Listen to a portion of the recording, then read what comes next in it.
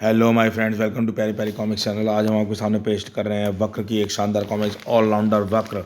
ये वक्र की पहली कॉमिक्स है और जैसा कि आपको पता है कि वक्र की कुछ न्यू कॉमिक्स हैं हाल ही में रिलीज़ हुई हैं, तो इसलिए हमें इससे पहले उसकी ओरिजिन सीरीज़ पता होनी चाहिए कौन था ये वक्र। तो शुरू करते हैं शानदार कॉमिक्स में ऑलराउंडर वक्र। ये देख सकते हैं कवर फर्स्ट वक्र सीरीज़।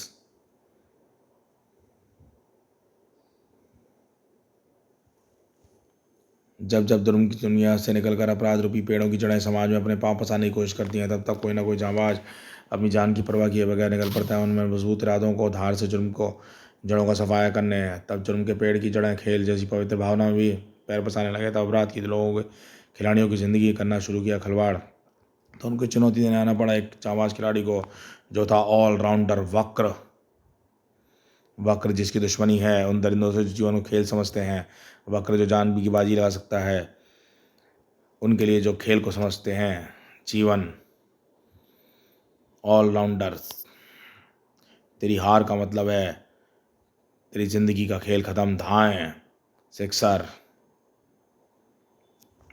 राजनगर की झोंपड़पट्टी में बनी एक दादू साइकिल वर्कर्स की दुकान पर गुमसुम सा बैठा जैसा मासूम लड़का लड़का जिसके गुमसुम उदासीन ख्यालों में चादर में छिपे थे बड़े बड़े अरमान। वो अरमान तो शायद उसके आसमान से भी ऊंचे थे। खेलों के प्रति उसके अरमान जो पक्षी को आसानी से उड़ा ले जाता था। दुकान में लगा था घिसा पिटा टेलीविज़न। यह गावस्कर का तीसरा चौका। टीवी देखने के लिए वह तभी जुटाता था और उसका मालिक दुकान में नहीं होता था। हिम्मत अंदर ही अंदर अपने ख्याल में उसका, एक दिन मेरे भी खेल भी टेलीविज़न पर आएगा, तब सारे झोंपड़ी वाले दांव तले उंगली दबाएंगे। तभी उसके गाल में पड़ा एक तमाचा झन्नाटेदार जो ख्यालों में लाते थे। ईया थड़ाक थप्पड़ जो सूचक था दुकान के मालिकों के आगमन का। लकवा मार गया उस नादान को। सीढ़ियों झुका लेता था मानो अपराध करता पकड़ा गया। क्यों बे गधे, दुकान के सामने साइकिलें खड़ी हैं और इधर पंचल या टीवी देख रहा है। तो दादू माफ़ कर दो, खून के आंसू घुट पी कर रह गया। फिर उन्हीं हाथों में हाथ का पेचकस ट्यूब। जरा सा दुकान से इधर क्या हो गया साहब जी, टीवी दस देखने जैसे बाप का घर हो।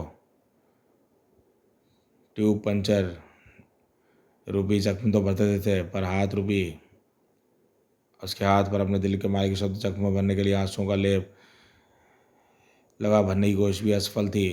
खाली वक्त में यूं तो ना होता था उसके पास, अगर होता तो था खाना खाने का वक्त। और दुकान के कोने में थाली में लेके बैठ जाता था और सबसे पहले भोग लगाता था दीवार पर अखबारों से कटाए चित्र, खिलाड़ियों के चित्रों को। लो तुम भी खाओ और देखना एक दिन मैं भी तुम्हारे जैसा ऑलराउंडर बनूंगा। सिर्फ यही होते थे वह पल जो दादू की सारी जली कटी बातें भूल जाया करते थे। खाना ख़त्म होने के बाद उसे दबाना पड़ते थे अपने मालिक के पैर। आराम से दबाए, इतनी कठोरता से दबा रहा है कमबख्त जैसे पाँव नहीं मेरा गला दबा रहा हो।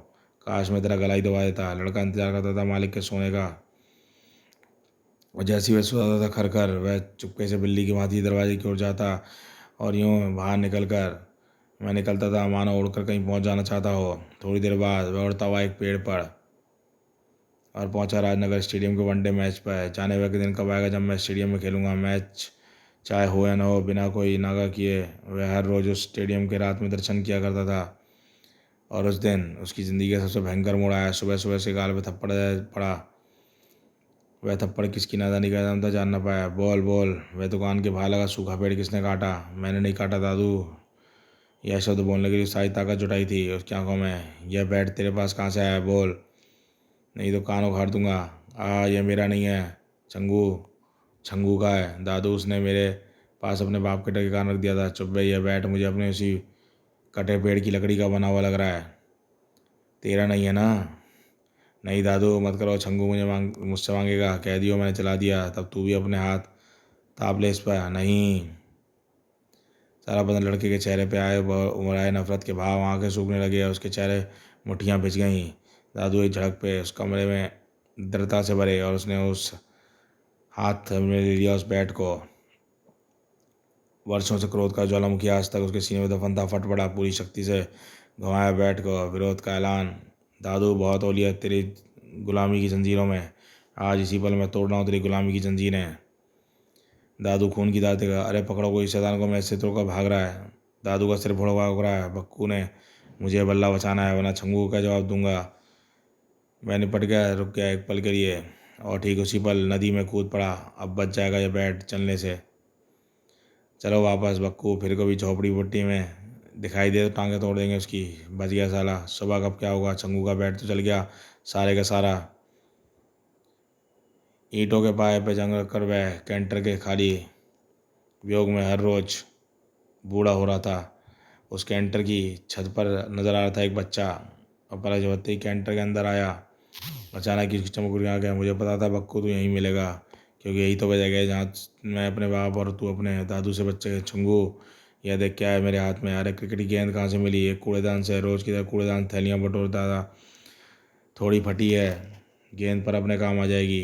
ला जा बैट निकाल, बैट खेलते हैं। ओह यही तो जल के कोयला हो गया। चंगू, मैं तुझे नया बैट ला कर दे दूंगा, और मैं तुम्हें शाम को एक नया बैट ला दूंगा, तू उसकी चिंता मत कर। अच्छा मैं चाह रहा हूँ फिर मिलेंगे। राजनगर स्टेडियम, क्रिकेट की एक टीम पर कड़ी धूप का अभ्यास। नॉकआउट, बॉलिंग शानदार है तुम्हारी सीजन, मगर जब भी बॉलिंग करते हो अपने पाँव की क्रीज के बंदर ले जाते हो, इसलिए इस बार नो बॉल, हर बार नो बॉल हो जाती है। Try again. Okay sir. टप टप टप। टप्पा खाई और कृष्णकांत के हाथों में आ गई। तभी वापस आए छह चौको ठहरी। ये कैसे पर्ची की है ठाकुर साहब, इस बार होने वाले मैचों में मैं एम्पायरिंग होने से पूर्व आपको इस्तीफा दे दें तो 50,000 रुपये कमा सकते हैं। जवाब हाँ या ना। पेन निकाला, घसीटा और कढ़ाई की चढ़ी। इसके जैसा ही करारा जवाब है मेरा, क्योंकि संसार में हर चीज़ बिकाऊ हो सकती है, पर अंपायर कृष्णकांत नहीं। स्टेडियम के बाहर टप्पा खाई। शायद यह फुट, अरे ये कागज़ कैसे चिपका हुआ है। कोई मशहूर एम्पायर को इस्तीफा देने की धमकी से लालच दे रहा है।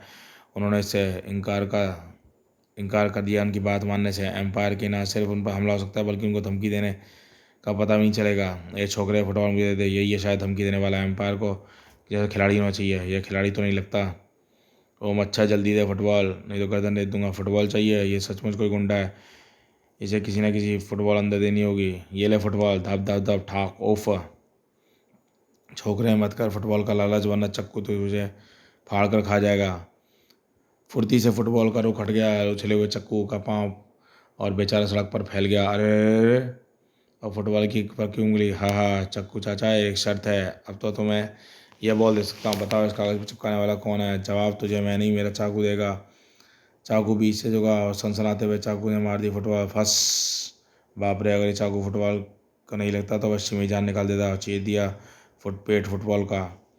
फुटबॉल के कागज हवा लाया। फुटबॉल गई सो गई, तू तो मत जाए प्यारे कागज़। और उसके बाद लहरा चुका था चक्कू का शरीर भी। वक्र ने चीते सी फुर्ती से फुटबॉल उठाई। अरे इस चिपका कागज़ कहाँ उड़ गया। इस छोकरे ने तो नाक में दम ही कर दिया था। चौंक पड़ा छंगू, खाली वक्र खाली हाथ देखे। आगे वक्त कितनी देर लगा दी। गया तो बैट लेना था, पर ला नहीं पाया। जवाब क्या था। पर वक्र तूने पर्चे में ना और हाँ को लिखकर एम्पायर को मुसीबत खड़ी कर दी है। तब मुसीबत खड़ी होती जब एम्पायर की ना होती। अब कम से कम सामने आएगा तो इनकार करना चाहता है उससे। इसी वक्त दूर कहीं एक इमारत में। क्या सच कृष्णकांत ने इनकार कर दिया। वो नकाब वाले सेठ, आपने क्या कर दिया। इस कागज़ पर लिखा हाँ शब्द ना नज़र आ रहा है। वैसे सेठ तुम्हारा ये साला, तुम साला ये फुटबॉल का चक्कर, एम्पायर फुटबॉल को एम्पायरी से हटवाने का लफड़ा क्यों पाल ले। हाँ चक्कू आम खा, आम पेड़ मत गिन। सोना 50,000 रुपये वाला बैग था, उसे थमा यही हो। और रात काली चादर में राजनगर के खुले आकाश में फैल चुकी थी, मगर कृष्णकांत की आंखों से नींद कोसों दूर थी। वह कौन था जिसने फुटबॉल के जरिए रिश्वत का लालच दिया। सिगार लगा उसके होठों पे lighter. Okay thank you click. अरे यहाँ कमरे में तो मेरे अलावा कौन है।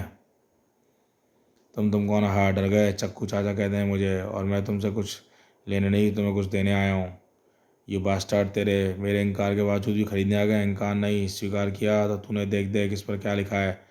नहीं ऐसा कैसे सकता है। अब ज़्यादा तू ज़्यादा चपड़ चूकी तो इस चाकू से तेरी अंतड़ियाँ मेज पर रख दूंगा। पेन और कागज़ उठाकर फटाफट इस्तीफा लिख कि तू एम्पायर ही नहीं करेगा और बैंक में डाल दियो पैसे। नहीं हरगिज़ नहीं, इस पर्ची पर ना ही लिखा है, और हाँ मैं कैसे बदल सकता हूँ। ना को हाँ मैंने बदला था एम्पायर साहब। तू छोकरे तेरी हेरा फेरी, अब तो हेरा फेरी की सज़ा तुझे मिलेगी। फचाक। एम्पायर साहब आप पुलिस को फ़ोन करिए। यह लड़का कौन है। हाँ हाँ फ़ोन करेगा। कड़ाक चटाक। हाँ छोकरे तेरी ज़िंदगी दिन पूरे हुए। चक्कू अभी मेज पर ग्लोब रखा, वार रोकने का काम कर सकता था। ठाक ठाड़, और वार करने का भी। बस बहुत हो गया, अब तेरी बोटी बोटी कर दूंगा। हाँ आजा चक्कू आजा। ये देख इसे ऐसे घुमाते हैं, पंचर वाली दुकान में टीवी में देखा था, और फिर ऐसे ऐसे छोड़ते हैं, आई आई धाड़। बोल अब तू मुझे एम्पायर साहब को पैसे देने किसने भेजा? मैंने कहा पूछता, मैं नहीं जानता उसे, उसने काम के लिए 2,000 रुपये दिए थे।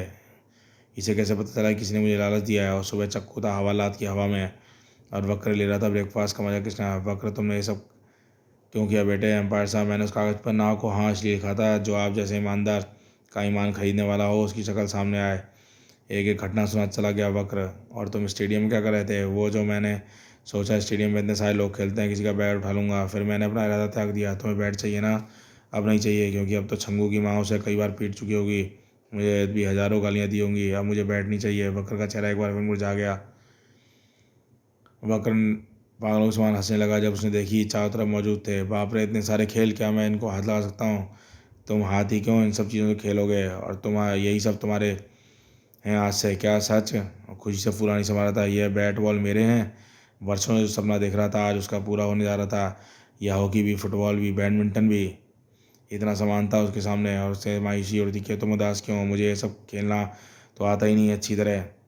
एम्पायर कृष्णकांत ने उसकी पीठ ठोकी। कृष्णकांत के हाथ से नीचे निकाल कर जाने वाले कितने खिलाड़ियों ने दुनिया में अपना नाम रोशन कर चुके हैं। फिर तुझे तो मैंने स्वयं बनाने की ठान ली है, हर खेल का ऑलराउंडर। सच ऑलराउंडर वक्र। इसी वक्त दूर कहीं मिस्टर नकाब तिलमिला उठा। अपने नकाब अपने हाथों पर काबू रखो कैप्टन मोर्की, ये मत भूलो कि तुम मेरे सामने खड़े हो। मैंने सिर्फ जरा से काम के 1,00,000 रुपये लिए थे, और किसी ने के इनाम को खरीदना मामूली काम नहीं होता। मेरा काम अभी तक क्यों नहीं हुआ? एम्पायर कृष्णकांत का अभी तक बोर्ड पर क्यों नहीं पहुंचा? पहुंच जाएगा। ये रात में ही मैंने यहाँ 1,00,000 रुपये एक गुंडे के हाथों भिजवाए थे, और तुम्हारी भेजी दोनों चीज़ें आज पुलिस हवालात से कर रही हो। नो यस ना यकीन हो तो अखबार पढ़ लेना। तो फिर तुम मुझे कभी मत कहना मुझे ये सब किया। मैंने क्या करना है? यह ईमानदारी की मूर्ति अपनी ईमानदारी नहीं बेचती। सचमुच खिलाड़ी के नाम पर कलंक हो तुम। शडाब कड़ाक सटाक। वेरी गुड शॉट बकर, तुम्हारी मेहनत लगन तुम्हें एक दिन बुलंदी पर ले जाएगी। सटाक सटाक शुरू हो गई थी बकर की प्रैक्टिस। चलो बकर, अब घर खेलने का वक्त आ गया। घर चलने का? नहीं सर, आप जाइए, मैं भी बॉलिंग की प्रैक्टिस करूंगा। खट खट खटाक। कृष्णकांत ही नहीं रखा था स्टेडियम के बाहर कदम की घात लगाए थे गुंडे। यही है एम्पायर कृष्णकांत। खिलाड़ी आउट है या नॉट आउट इसका फैसला तू करता है, और आज तेरी कितनी हड्डियां सही से आउट होंगी इसका फैसला हम करेंगे। ये चीख उठा तड़ाक तड़ाक तड़ाक, और सुनी वक्र किसी कड़ाक आई, बिजली भर गई। है तो कृष्ण सर की चीख है।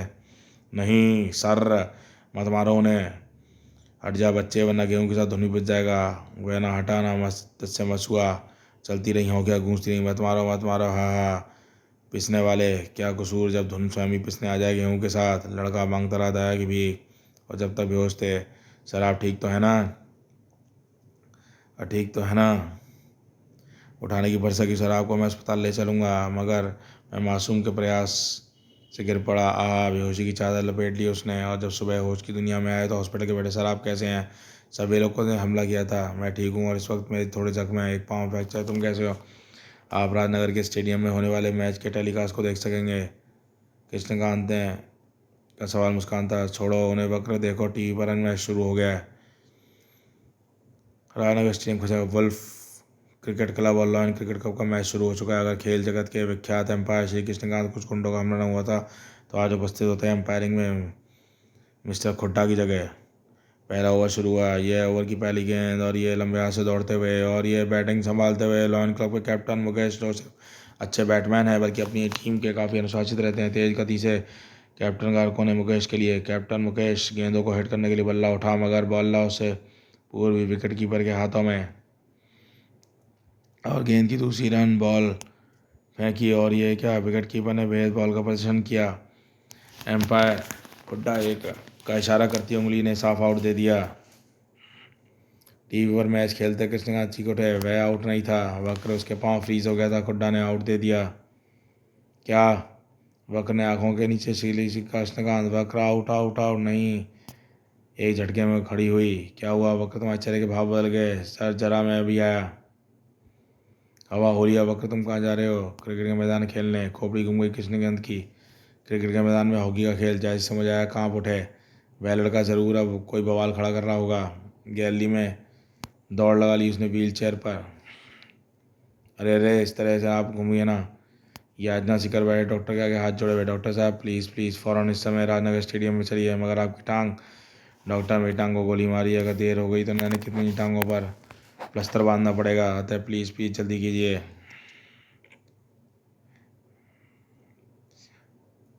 इसी वक्त राजनगर के स्टेडियम में दर्शक में हॉकी खेलने पहुंच गया। क्रिकेट के पिच पर वक्त, रोको इसे, पकड़ो उसे, सारा खेल खराब कर देगा वह। रोकने वाले गार्ड ना रोक सके उस तूफान को, हट जाओ, आहा उफ। अच्छा कर रहा था वह, बुरा ये सन भी जानता था। एम्पायर खुड्डा, आज से या तो तू उन बिल्लियों किल्लियों को के साथ खड़ा नहीं होगा या गिल्लियाँ तेरे साथ खड़ी नहीं होंगी। शायद वह नहीं। बोल, तूने एम्पायर के साथ हमला क्यों कराया? क्या बक रहा है छोकरे? अरे बचाओ।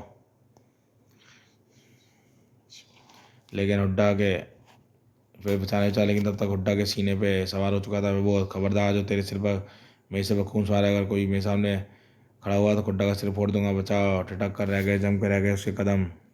खुड्डा को साक्षात यम का अवतार लगा बालक। बोल, जवाब दे खुड्डा। नहीं नहीं, बताता हूँ बताता हूँ। वुल्फ टीम के कैप्टन ने मुझे कहा था कि मैंने ही उस एम्पायर को बनूं मैच का, और उसकी टीम को हर संभव तरीके से जीत का सेहरा पहनाऊं।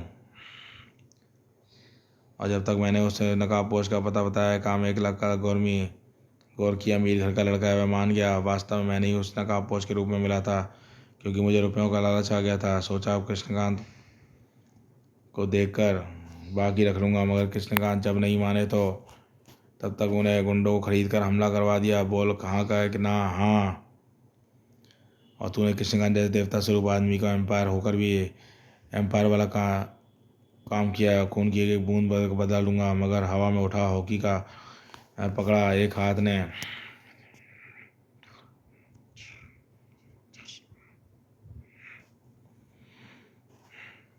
हॉकी मुझे दे दे। वक्र, आप नहीं सर। खेलों के नाम से अपराधियों ने ऐसा काम करने वालों को क्यों बचाया सर? क्यों नहीं उसकी टांगें तोड़ने दी? उसे सजा देना तुम्हारा नहीं, स्पोर्ट्स बोर्ड देगा। वक्र चेहरा उठाया उसने, अपने आंसू तर चुका था। मैं ऐसा खिलाड़ी नहीं बनना चाहता सर, नहीं बनना चाहता जो एम्पायरों से गलत निर्णय का शिकार हो जाए। वक्र, तभी तो मैं तुझे बनाना चाहता हूँ ऑलराउंडर, ऐसा ऑलराउंडर जो स्वयं का शिकार किसी गलत निर्णय का ना हो, किसी अन्य खिलाड़ी को ज़िंदगी गलत निर्णय का ना हो। बोल, करोगे सब? हाँ करूँगा, ज़रूर करूँगा, जो कहेंगे वह करूँगा। यह थी कहानी मेरे पास आए 5 वर्ष पूर्व इस उदास चेहरे मगर उस भड़के हुए स्वभाव वाले लड़के की। और उस दिन के बाद जब साइकिल का पंचर लगाने वाले हाथों को मैंने पकड़ा दिया खेल का सामान, तो दिखा, तो उन हाथों का जौहर देख, उन खेलों के प्रति जुनून की हद की रुचि देखकर, दिल में लक्ष्य तक पहुंचने की अटूट इच्छा शक्ति देखकर, आज मैं गर्व से सिर उठाकर कह सकता हूँ, देखो, यह आ गया है मेरा ऑलराउंडर वक्र। समाप्त। दोस्तों, ये शानदार कॉमिक्स ऑलराउंडर वक्र की यहीं समाप्त होती है। कैसी लगी कॉमिक्स बताइएगा। चैनल पर फर्स्ट टाइम आए, चैनल को सब्सक्राइब कीजिए ऑसम कॉमिक्स के लिए।